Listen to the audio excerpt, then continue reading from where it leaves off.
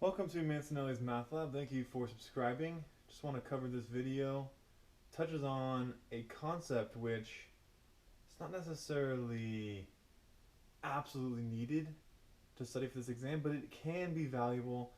There are at least two questions that I see where this is useful. This is one of them. So here's the setup, here are the details. We have two random variables. We don't really even care what they represent in this case, other than just knowing what to write down here.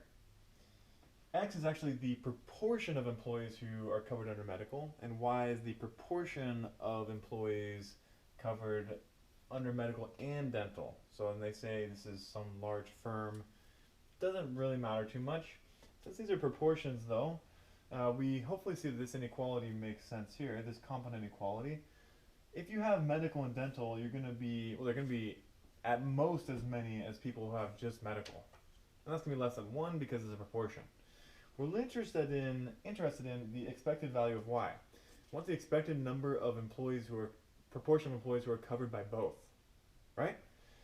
Now, this is where I want to use, let me first write down the CDF of y.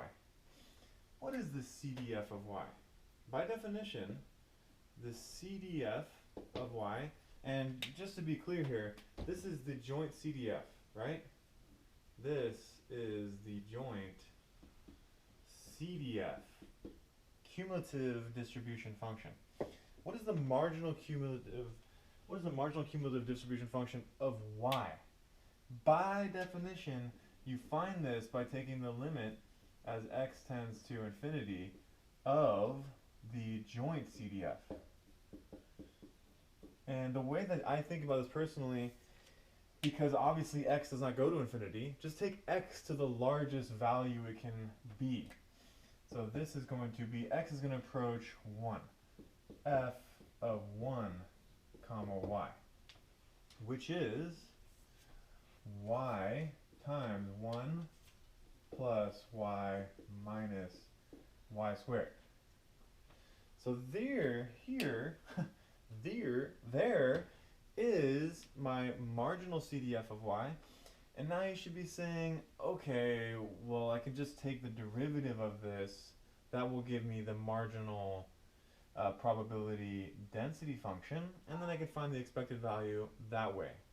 However, there is another way. And this is what's called sometimes the Darth Vadar rule. I have no idea why it's called that. Nonetheless, that's what I want to use. So, what is the Darth Vadar rule? It is this, and again,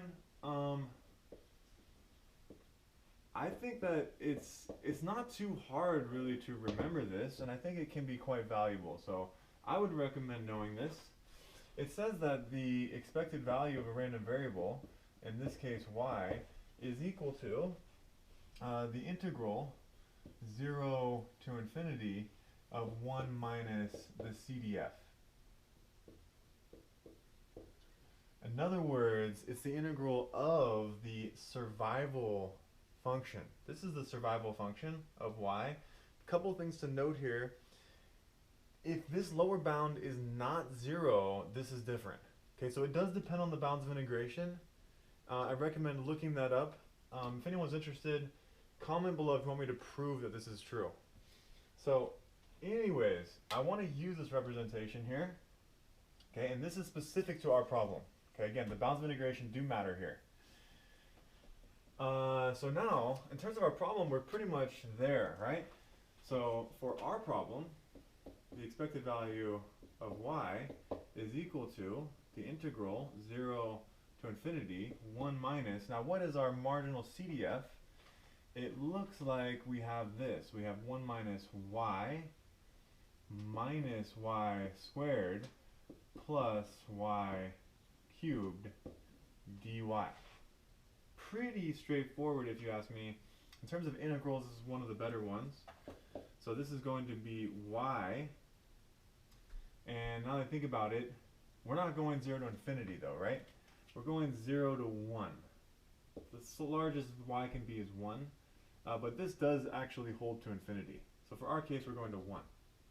All right, so y minus a half y squared minus a third y cubed and plus a fourth y to the fourth 0 to 1.